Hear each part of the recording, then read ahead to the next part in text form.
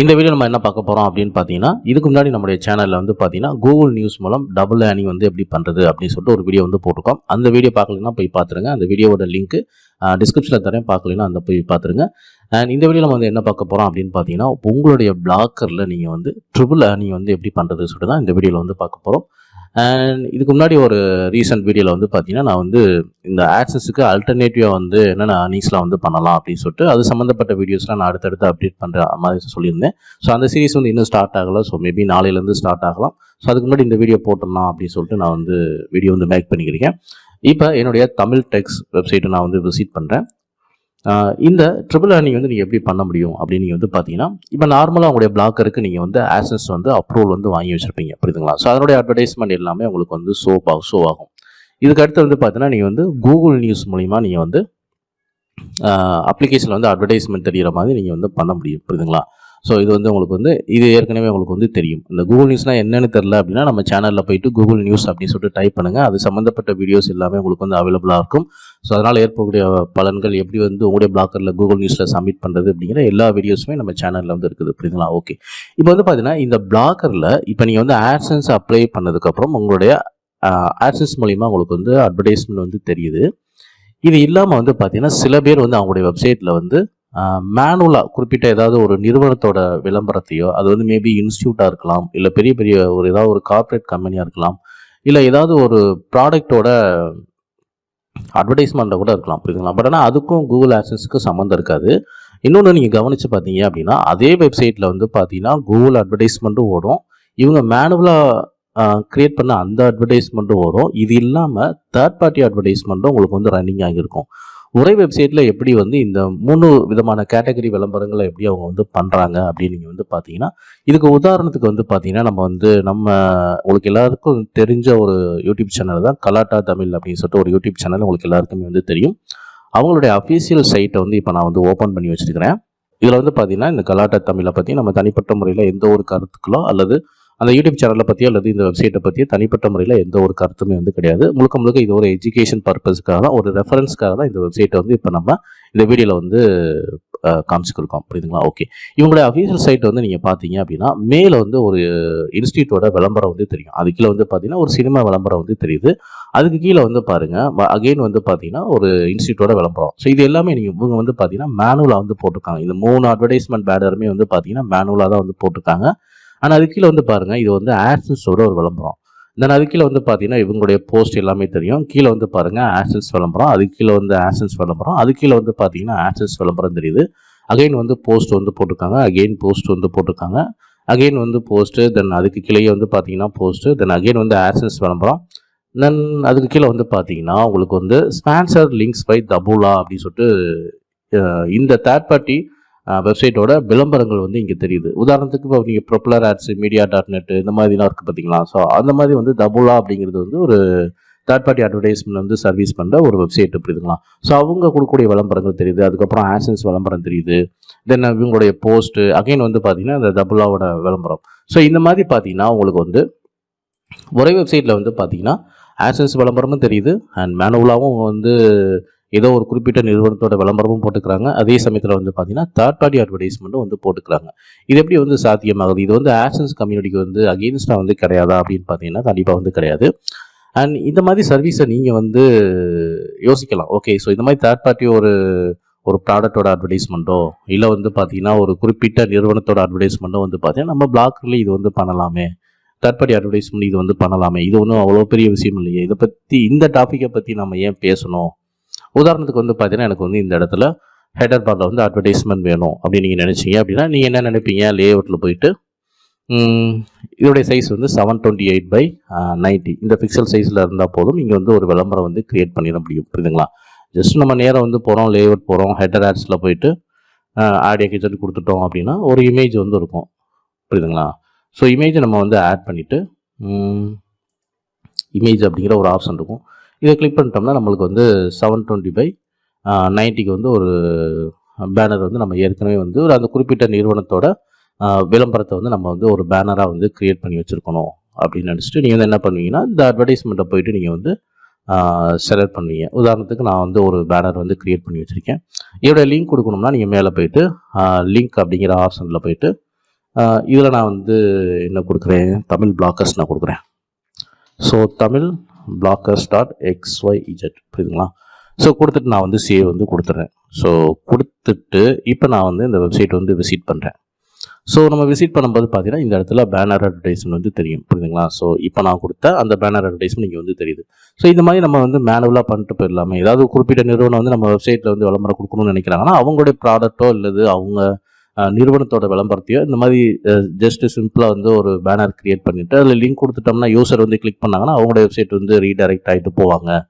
So இதுக்கு ஏன் ஒரு தனிப்பட்ட ஒரு வீடியோ வந்து போடணும் அப்படின்னு நீங்கள் நினச்சிங்க அப்படின்னா, இப்போ இது ஒரு உதாரணத்துக்கு நான் வந்து சொல்ல வரேன். இப்போ நீங்கள் ஒரு வெப்சைட் வந்து வச்சுருக்கீங்க. நான் வந்து ஒரு கார்ப்பரேட் கம்பெனி அல்லது ஒரு சின்ன லெவலில் ஒரு கம்பெனி வந்து வச்சுருக்கேன். நான் உங்கள்கிட்ட வந்து நான் வந்து பேசுகிறேன். இந்த மாதிரி என்னுடைய விளம்பரம், என்னுடைய நிறுவனத்தோட விளம்பரம் வந்து பார்த்தீங்கன்னா உங்களுடைய வெப்சைட்டில் வந்து தெரியணும். நான் வந்து மந்த்லி வந்து ஒரு 5000 தரேன் அப்படின்னு சொல்லிட்டு உங்களுக்கு 5000 வந்து நான் பேமெண்ட் பண்ணிட்டேன். நீங்கள் என்னுடைய விளம்பரத்தை வந்து நீங்கள் போட ஆரம்பிச்சிட்டிங்க. கரெக்டாக வந்து ஒரு 28 ஸோ 28வது நாள் வந்து பார்த்தீங்கன்னா நான் கொஞ்சம் நெட்லாம் வந்து சர்ச் பண்ணும்போது, யூடியூப்லாம் வந்து சர்ச் பண்ணும்போது இந்த மாதிரி கூகுள்லேயும் அட்வர்டைஸ்மெண்ட் கொடுக்க முடியும், ஃபேஸ்புக்லேயும் அட்வர்டைஸ்மெண்ட் கொடுக்க முடியும் அப்படின்னு சொல்லிட்டு அந்த நியூஸ் வந்து எனக்கு வந்து டெக்னிக்கலாக தெரிய வருது. ஆனால் அதை நான் வந்து பேமெண்ட் பண்ணி நான் ட்ரை பண்ணியும் பார்க்குறேன். கூகுள் அட்வர்டைஸ்மெண்ட் வந்து ட்ரை பண்ணி பார்க்குறேன். எனக்கு 28ஆம் நான் விளம்பரம் கொடுக்குறேன்.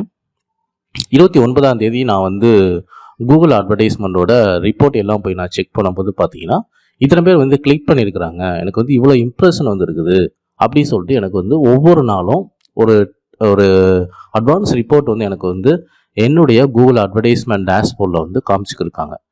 அப்போ நான் வந்து 30ஆவது நாள் முடிஞ்சதுக்கப்புறம் உங்கள்கிட்ட வந்து நான் வந்து கேட்குறேன், எனக்கு இந்த மாதிரி நான் வந்து 30 நாள் அட்வர்டைஸ்மெண்ட் உங்களுக்கு நான் வந்து கொடுத்துருக்குறேன், 5000 வந்து பேமெண்ட் பண்ணியிருக்கிறேன். உண்மையிலேயே என்னுடைய அட்வர்டைஸ்மெண்ட் வந்து எவ்வளோ இம்ப்ரெஷன் வந்து ஆச்சு, இன்னொன்று என்னுடைய அட்வர்டைஸ்மெண்ட்டை வந்து எத்தனை பேர் வந்து கிளிக் பண்ணி விசிட் பண்ணாங்க அப்படிங்கிற ரிப்போர்ட்டை மட்டும் நான் வந்து கேட்குறேன், புரியுதுங்களா? ஆனால் நீங்கள் என்ன பண்ணியிருக்கீங்க அப்படின்னா இந்த மாதிரி மேனுவல் அட்வர்டைஸ்மெண்ட் வந்து கொடுத்துருக்கீங்க. இந்த மாதிரி மேனுவல் அட்வர்டைஸ்மெண்ட் கொடுக்கும்போது கண்டிப்பாக கூகுள் அட்வர்டைஸ்மெண்ட்டோட அந்த வெப்சைட்டு கொடுக்கக்கூடிய ரிப்போர்ட்டை கண்டிப்பாக உங்களால் கொடுக்க முடியாது. நீங்கள் என்ன பண்ணீங்க, ஜஸ்ட்டு போயிட்டு லேஅவுட்டில் ஒரு இமேஜை போய் ஆட் பண்ணீங்க, ஒரு லிங்கை கொடுத்தீங்க, அவ்வளோதான், இதான் அட்வர்டைஸ்மெண்ட் அப்படிங்கிற மாதிரி வந்து சொல்லிட்டீங்க. பட் ஆனால் அந்த யூசர் வந்து கூகுள் அட்வர்டைஸ்மெண்ட்டை பற்றி அடுத்து தெரிஞ்சுக்கிறாரு, ஃபேஸ்புக்கோட அட்வர்டைஸ்மெண்ட் தெரிஞ்சுக்கிறாரு, கூகுள் அட்வர்டைஸ்மெண்ட்டில் விளம்பரம் கொடுக்குறாரு, கூகுள் அட்வர்டைஸ்மெண்ட்டோட அஃபிஷியல் பேஜில் போயிட்டு அவர் அக்கௌண்ட்டில் போயிட்டு அவர் கொடுத்த விளம்பரத்துக்கு உண்டான ரிப்போர்ட்ஸ் எல்லாமே வந்து பார்க்காரு. ரொம்ப அட்வான்ஸாக வந்து இருக்குது. அவர் வந்து 30ஆம் நாள் உங்கள்கிட்ட வந்து கேட்குறாரு, நான் இதே மாதிரி கூகுள் அட்வர்டைஸ்மெண்ட்டில் கொடுத்து நான் வந்து ஒரு 1000 ரூபாய்க்கு விளம்பரம் கொடுத்தேன். பட் 1000 ரூபா கொடுத்தாலும் அந்த 1000 ரூபாய்க்கு உண்டான செலவு எவ்வளோ இம்ப்ரெஷன் ஆச்சு, எவ்வளோ பேர் கிளிக் பண்ணாங்க அப்படிங்கிற ஃபுல் அண்ட் ஃபுல் ரிப்போர்ட் எனக்கு வந்து ரொம்ப துல்லியமாக வந்து கொடுத்துருக்குறாங்க. பட் அதே மாதிரி ரிப்போர்ட் வந்து நீங்கள் எனக்கு வந்து தாங்க அப்படின்னு கேட்டால் உங்களால் கண்டிப்பாக வந்து தர முடியாது, புரியுதுங்களா? ஸோ இந்த இடத்துல தான் வந்து பார்த்தீங்கன்னா உங்களுக்கு வந்து கூகுளோட வேற ஒரு சர்வீஸ் வந்து இந்த இடத்துல வந்து தேவைப்படுது. அது என்ன சர்வீஸ் அப்படின்னு பார்த்தீங்கன்னா கூகுள் ஆட் மேனேஜர். ஸோ இதுக்கு முன்னாடி இந்த டாப்பிக்கை பற்றி யாரும் வந்து வீடியோ போட்டிருப்பாங்களான்னு எனக்கு தெரியல. கூகுள் ஆட் மேனேஜர் அப்படின்னு சொல்லிட்டு நீங்கள் வந்து சர்ச் பண்ணுங்கள். அண்ட் கூகுள்லேயே வந்து பார்த்தீங்கன்னா கூகுள் ஆட் வந்துருக்குது, கூகுள் ஆட்சன்ஸ் வந்துருக்குது, மூணாவது வந்து பார்த்தீங்கன்னா கூகுள் ஆட் மேனேஜர் அப்படின்னு நீங்கள் டைப் பண்ணீங்க அப்படின்னா admanager.google.com அப்படின்னு சொல்லிட்டு இந்த வெப்சைட் வந்து வரும், புரியுதுங்களா? ஸோ இந்த வெப்சைட்டில் வந்து பார்த்தீங்கன்னா ஃபஸ்ட்டு சைன் அப் பண்ணுறதுக்கு வந்து நீங்கள் உங்களுடைய பிளாக்கருக்கு நீங்கள் ஆட்சன்ஸ் வந்து அப்ரூவல் வாங்கி வச்சுருந்தா தான் நீங்கள் வந்து இந்த சைட்டில் வந்து சைன் அப் வந்து பண்ண முடியும், புரியுதுங்களா? ஸோ இப்போ நான் சொன்ன இந்த galata.com இருக்குது பார்த்தீங்களா, அந்த வெப்சைட் எல்லாமே வந்து பார்த்தீங்கன்னா பெரிய பெரிய நிறுவனமாக இருக்கிறாங்க, பெரிய பெரிய யூடியூப் சேனலாக இருக்கிறாங்க. அந்த வெப்சைட்டுமே வந்து பார்த்தீங்கன்னா பெரிய வெப்சைட்டாக வச்சுருக்காங்க. அவங்க எல்லாமே வந்து பார்த்தீங்கன்னா நம்மள மாதிரி சாதாரணமாக இந்த மாதிரி லேஅவுட்டில் போயிட்டு இமேஜ் போய் ஆட் பண்ணுறது இந்த மாதிரி ஒர்க்லாம் வந்து அவங்க பண்ண மாட்டாங்க. ஏன்னா அவங்க வந்து ப்ராப்பராக ஒரு பிஸ்னஸ் வந்து பண்ணுறப்ப வந்து பார்த்தீங்கன்னா ஒரு கிளைண்ட்டுக்கு வந்து பார்த்தீங்கன்னா அவங்க ப்ராப்பரான ரிப்போர்ட் வந்து கொடுக்கணும், புரியுதுங்களா? ஸோ நான் சொல்கிறது 5000 மேபி வந்து அதை விட ஒரு நிறுவனம் வந்து அதை விட அதிகமாக பணம் கூட கொடுக்கலாம். ஏன் அதிகமாக பணம் கொடுக்குறாங்க அப்படின்னா அவங்களுடைய வெப்சைட் வந்து ஆடியன்ஸ் வந்து ரொம்ப அதிகமாக இருப்பாங்க. ஆனால் அவங்களுக்கு வந்து பார்த்தீங்கன்னா மீடியா சோர்ஸ் வந்து நிறையா இருக்குது, புரியுதுங்களா? ஃபேஸ்புக்கு, ட்விட்டர், இன்ஸ்டாகிராமு, தென் யூடியூப்பு, மில்லியன் கணக்கில் வந்து சப்ஸ்கிரைபர் வச்சுருக்கிறாங்க. ஸோ அவ்வளோ சப்ஸ்கிரைபர் வந்து பார்த்தீங்கன்னா அவங்களுடைய வெப்சைட் வந்து விசிட் பண்ணுவாங்க. அவங்களுடைய வெப்சைட்டுக்கு வந்து நேச்சுரலாக வந்து பார்த்தீங்கன்னா ஆர்கானிக் டிராஃபிக் வந்து ரொம்ப மேபி வந்து பார்த்தீங்கன்னா லேக்ஸ் கணக்கில் கூட இருக்கலாம் அல்லது மில்லியன் கணக்கில் கூட இருக்கலாம், புரியுதுங்களா?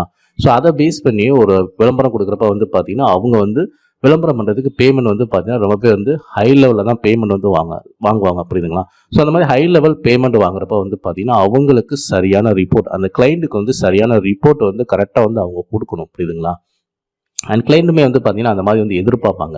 ஸோ அந்த மாதிரி சமயத்தில் வந்து பார்த்தீங்கன்னா அவங்க எல்லாருமே வந்து யூஸ் பண்ணக்கூடிய ஒரு அட்வர்டைஸ்மெண்ட் மெத்தட் வந்து பார்த்தீங்கன்னா இந்த கூகுள் ஆட் மேனேஜர் தான் புரியுதுங்களா.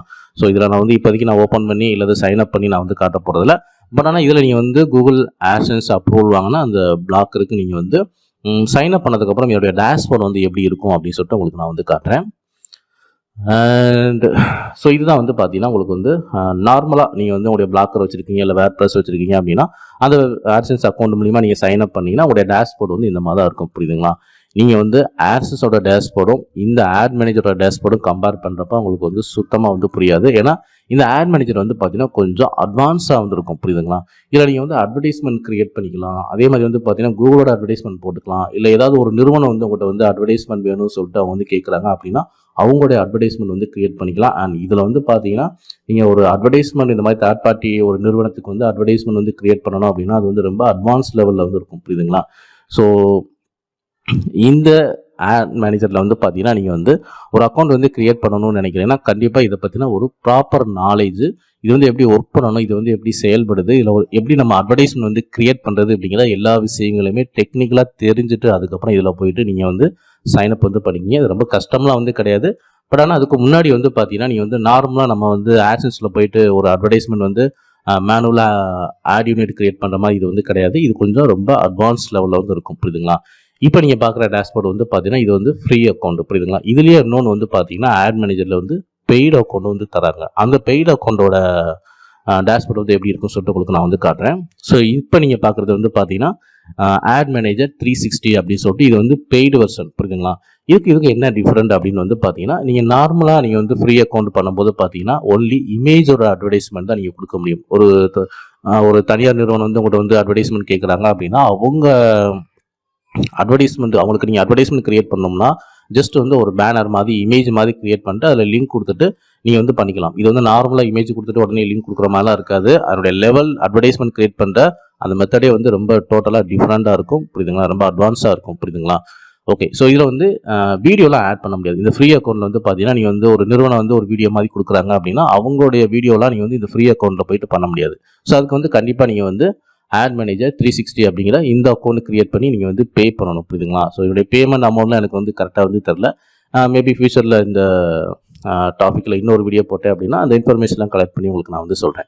இதில் வந்து பாருங்கள் லெஃப்ட் சைடு வந்து வீடியோ அப்படின்னு சொல்லிட்டு ஒரு எக்ஸ்ட்ரா ஒரு ஆப்ஷன் இருக்கும். இது இல்லாமல் வந்து சேல்ஸ் அப்படிங்கிற ஆப்ஷன் இருக்குது. இந்த மாதிரி பார்த்தீங்கன்னா நிறைய வந்துருக்கு. இதில் வந்து பாருங்கள் ரிப்போர்ட்ஸ் அப்படிங்கிற ஒரு ஆப்ஷன் வந்து இருக்குது புரியுதுங்களா.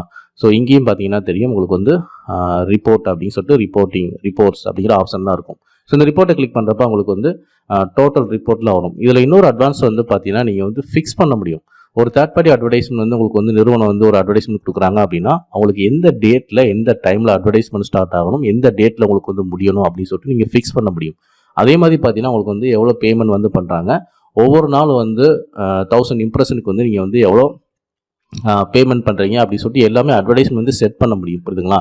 ஒரு 10,000 கொடுக்குறாங்க அப்படின்னா ஒரு நாளைக்கு வந்து 150 ரூபா இல்லை 200 வந்து 1000 இம்ப்ரெஷனுக்கு நீங்கள் வந்து வாங்குறீங்க அப்படின்னா அந்த அமௌண்ட்டில் எல்லாமே நீங்கள் வந்து செட்டிங்ஸ் வந்து பண்ண முடியும் புரியுதுங்களா. அண்ட் எந்த டேட்டில் எந்த டைமில் அந்த அட்வர்டைஸ்மெண்ட் முடியணும் அப்படின்னு நீங்கள் செட் பண்ணி வச்சிட்டீங்க அப்படின்னா அந்த அட்வர்டைஸ்மெண்ட் ஆட்டோமேட்டிக்காக அந்த டேட்டில் வந்து முடிஞ்சிடும் புரியுதுங்களா. இந்த மாதிரி வந்து ரொம்ப அட்வான்ஸாக வந்து இருக்கும். அண்ட் அட்வர்டைஸ்மெண்ட் க்ரியேட் பண்ணுறதுமே வந்து பார்த்தீங்கன்னா கொஞ்சம் ரொம்ப அட்வான்ஸாக இருக்கும். அண்ட் ஃபுல் டீட்டெயில் தெரிஞ்சுட்டு இதில் வந்து பண்ணலாமா அப்படிங்கிற ஒரு புரிதலோடு நீங்கள் வந்து இந்த ஆட் மேனேஜரை வந்து யூஸ் பண்ணுங்கள். இந்த வீடியோவில் பார்த்தீங்கன்னா கண்டிப்பாக வந்து பார்த்தீங்கன்னா இந்த மாதிரி வந்து உங்களுடைய வெப்சைட்டில் வந்து பார்த்தீங்கன்னா ஆட்சன்ஸ் இல்லாமல் இந்த மாதிரி ஒரு குறிப்பிட்ட நிறுவனத்தோட அட்வர்டைஸ்மெண்ட் கொடுக்குறது மூலிமா கூட நீங்கள் வந்து அதிகமாக வந்து ஆட் பண்ண முடியும்.